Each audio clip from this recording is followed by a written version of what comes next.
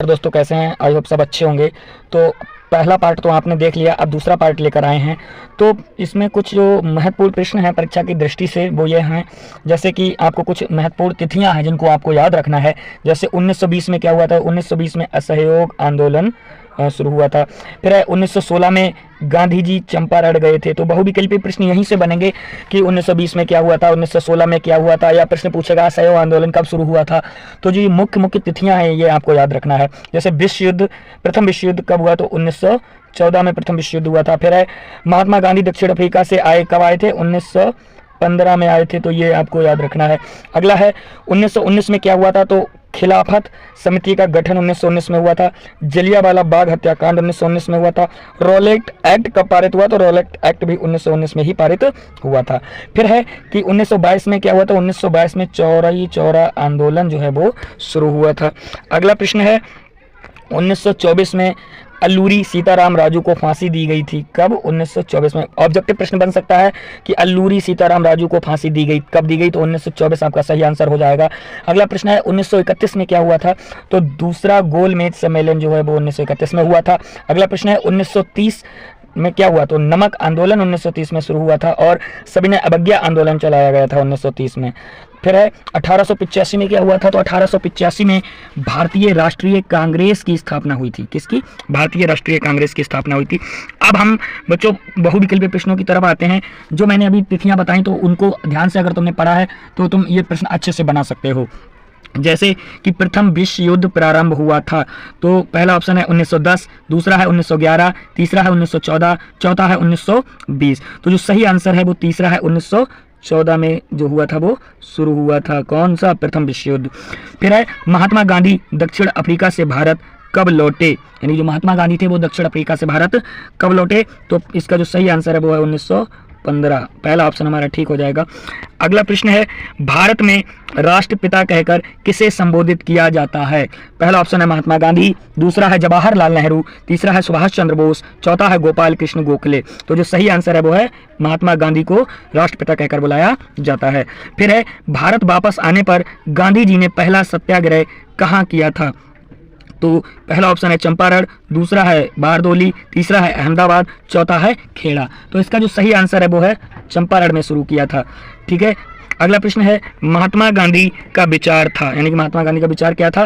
पहला ऑप्शन है धर्म को कभी भी राजनीति से अलग नहीं किया जा सकता, धर्म का राजनीति से कोई संबंध नहीं है, धर्म और राजनीति अलग अलग हैं, उपरोक्त में से कोई नहीं। तो गांधी जी का जो विचार था वो था धर्म को कभी भी राजनीति से अलग नहीं किया जा सकता, यानी कि पहला ऑप्शन हमारा ठीक हो जाएगा। अगला प्रश्न है असहयोग आंदोलन का मुख्य कारण क्या था?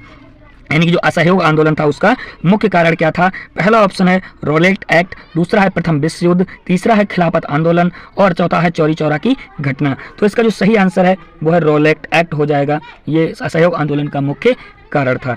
अगला प्रश्न है कि जलियांवाला बाग हत्याकांड किस वर्ष हुआ था? तो पहला ऑप्शन है 1918, दूसरा है 1919, तीसरा है 1920, चौथा है 1921। तो जो सही आंसर है वो दूसरा आंसर ठीक हो जाएगा, 1919 में जलियांवाला हत्याकांड हुआ था। अगला प्रश्न है जलियांवाला बाग कांड में गोलियां किसने चलवाई? यानी कि उस कांड में गोलियां किसने चलवाई थी? तो पहला ऑप्शन है माउंट बेटन, दूसरा है लॉर्ड डलहौजी, तीसरा है लॉर्ड इरविन और चौथा है जनरल डायर। तो जलियांवाला बाग हत्याकांड में जो गोलियां चलवाई थी वो जनरल डायर ने चलवाई थी। चौथा ऑप्शन हमारा ठीक हो जाएगा। अगला प्रश्न है कांग्रेस द्वारा असहयोग आंदोलन कब अपनाया गया था? तो पहला ऑप्शन है सूरत में दिसंबर 1920 में, नागपुर में दिसंबर 1920 में, कलकत्ता में जनवरी 1921 में और नागपुर में दिसंबर 1921 में। तो जो सही आंसर है वो नागपुर में दिसंबर 1920 में अपनाया गया था, यानी कि दूसरा ऑप्शन हमारा ठीक हो जाएगा। अगला प्रश्न है असहयोग आंदोलन का नेतृत्व किसने किया? तो पहला ऑप्शन है जवाहरलाल नेहरू, दूसरा है मोतीलाल नेहरू, तीसरा है लोकमान्य तिलक ने और चौथा है महात्मा गांधी ने। इसका जो सही आंसर है वो है महात्मा गांधी ने किया था इसका नेतृत्व। अगला प्रश्न है कि असहयोग आंदोलन के दौरान अवध में किसानों का नेतृत्व किसने किया? तो पहला ऑप्शन है जवाहरलाल नेहरू, दूसरा है बाबा रामचंद्र, तीसरा है शौकत अली और चौथा है महात्मा गांधी। तो इसका जो सही आंसर है वो है बाबा रामचंद्र, इसका सही आंसर है, क्योंकि किसानों का नेतृत्व किया था बाबा रामचंद्र ने। अगला प्रश्न है चौरी चौरा कांड किस वर्ष घटित हुआ, यानी कि चौरी चौरा कांड है वो किस वर्ष हुआ था? तो पहला ऑप्शन है 1920, दूसरा है 1921, तीसरा है 1922, चौथा है 1925। जो इसका सही आंसर है वो तीसरा है, चौरी चौरा कांड जो हुआ था वो 1922 में हुआ था। अगला प्रश्न है भारतीय राष्ट्रीय कांग्रेस की स्थापना कब हुई थी? देखो, जो अभी मैंने सबसे पहले जो कुछ डेटें बताई थी, उन डेटों को अगर तुमने याद किया है तो ये तारीख वाले जितने भी प्रश्न आएंगे तुम सब पूरे बना लोगे। तो भारतीय राष्ट्रीय कांग्रेस की स्थापना जो हुई थी वो 1885 ईस्वी में हुई थी। कब? अगला प्रश्न है साइमन कमीशन का बहिष्कार किया गया था क्योंकि पहला ऑप्शन है आयोग में कोई ब्रिटिश सदस्य नहीं था, दूसरा इसने हिंदू और मुसलमानों के लिए अलग निर्वाचक मंडल की मांग की, तीसरा आयोग में कोई भारतीय सदस्य नहीं था, चौथा इसने हिंदू और मुसलमानों का पक्ष लिया था। इसका जो सही आंसर है वो तीसरा है, क्योंकि आयोग में कोई भारतीय सदस्य नहीं था, इसलिए इसका बहिष्कार किया गया था। अगला प्रश्न है साइमन कमीशन का विरोध करते हुए निम्नलिखित में से कौन पुलिस की लाठियों के प्रहार से शहीद हुए? तो पहला ऑप्शन है मोतीलाल नेहरू, दूसरा लाला लाजपत राय, तीसरा गोपाल कृष्ण गोखले, चौथा देश बंधु चित्तरंजन दास। जो सही ऑप्शन है वो है लाला लाजपत राय, यानी कि दूसरा ऑप्शन हमारा ठीक हो जाएगा, दूसरा ऑप्शन हमारा ठीक हो जाएगा। अगला प्रश्न है कि भारतीय राष्ट्रीय कांग्रेस ने पूर्ण स्वराज्य प्राप्त करने का लक्ष्य कब घोषित किया? तो पहला ऑप्शन है 1920 में, दूसरा है 1929 में, तीसरा 1930 में, चौथा 1942 में। जो सही आंसर है वो है दूसरा 1929 में, 1929 में। अगला प्रश्न है सविनय अवज्ञा आंदोलन कब चलाया गया? तो इसमें पहला ऑप्शन है 1942, दूसरा 1914, तीसरा 1928 और चौथा 1930। जो चौथा ऑप्शन है वो ठीक हो जाएगा, सविनय अवज्ञा आंदोलन 1930 में चलाया गया था। अगला प्रश्न है गांधी जी ने नमक कानून का उल्लंघन कहाँ किया था?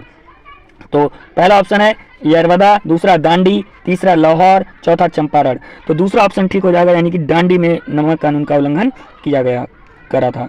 फिर है हिंद स्वराज पुस्तक के लेखक हैं, यानी हिंद स्वराज जो पुस्तक है वो किसने लिखी? तो हिंद स्वराज जो है महात्मा गांधी के द्वारा लिखी गई पुस्तक है। अगला प्रश्न है निम्नलिखित में से किसने बारदोली सत्याग्रह का नेतृत्व किया? तो पहला ऑप्शन है महात्मा गांधी, दूसरा है चंद्रशेखर आजाद, तीसरा है ज्योतिबा फूले, चौथा है सरदार वल्लभ भाई पटेल। तो इसका सही आंसर है सरदार वल्लभ भाई पटेल। अगला प्रश्न है स्वराज मेरा जन्मसिद्ध अधिकार है और मैं इसे लेकर रहूंगा, यह कथन किसका है? पहला ऑप्शन गोपाल कृष्ण गोखले, दूसरा बाल गंगाधर तिलक, तीसरा जवाहरलाल नेहरू, चौथा महात्मा गांधी। तो जो सही आंसर है वो है बाल गंगाधर तिलक ने ये कहा था कि स्वराज मेरा जन्मसिद्ध अधिकार है। अगला प्रश्न है वंदे मातरम गीत के रचयिता कौन थे? तो वंदे मातरम गीत के रचयिता जो है वो बंकिम चंद्र चटर्जी है, यानी कि तीसरा ऑप्शन ठीक हो जाएगा। अगला प्रश्न है रॉलेट एक्ट कब पारित हुआ? तो 1919 में रॉलेट एक्ट जो है वो पारित हुआ था। अगला प्रश्न है गुलामगिरी के लेखक कौन थे? यानी कि जो गुलामगिरी है उसके लेखक कौन है? तो ज्योतिबा फूले जी जो हैं गुलामगिरी के लेखक हैं, यानी कि दूसरा ऑप्शन हमारा ठीक हो जाएगा। और अगला प्रश्न है आनंद मठ उपन्यास के लेखक कौन थे? तो बंकिम चंद्र चटर्जी इस उपन्यास के लेखक है। धन्यवाद। अगले पार्ट को देखने के लिए अगली वीडियो का इंतजार कीजिएगा।